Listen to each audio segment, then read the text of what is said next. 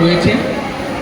গত 30 বছর থেকে এই প্রপার্টিটা আমরা কিনে নিয়েছিলাম, 22 কাঠা জমি। আগে একটা ছোট্ট বাড়ি হলো, তারপরে বাউন্ডারি হলো, তারপরে এই বাড়িটা করলাম। এখানে প্রত্যেক শনিবার, আপনি দেখতেই পাচ্ছেন আজকে শনিবার, প্রত্যেক শনিবার থেকে আরম্ভ করে সোমবার সকাল পর্যন্ত 3টে 4টে ভোরবেলা পর্যন্ত যারা জল নিয়ে যান তাদের আমরা সেবা করতে পারি।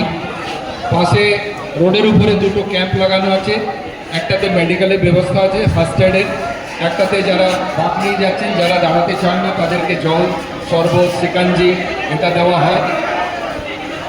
আর যারা এখানে আমাদের সেবা করছেন তারা অল ভলেন্টিয়ার্স, সবাই ভলেন্টিয়ার্স। কিন্তু কেউ হয়তো ডালমিল মালিক আছে, কেউ হয়তো ওখানে গাড়ি চালায়, কেউ হয়তো ওখানে ট্রান্সপোর্টিংয়ের কাজ করে, কেউ হয়তো ওখানে দালালি কাজ করে।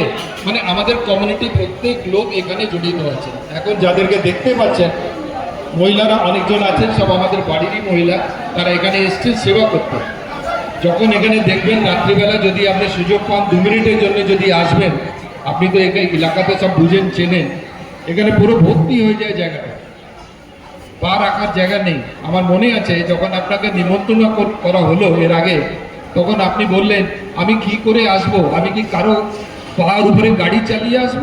তার মানে আপনি ভালো করে ফিল করেন যে এখানে কত যাত্রী, কত যারা জল নিয়ে যায়, কত কষ্ট করে নিয়ে যায়। আর প্রত্যেক মানুষ নিজেদের ক্ষমতা হিসাবে কাজ করে। আমরাও একটা ছোট্ট ক্ষমতা হিসাবে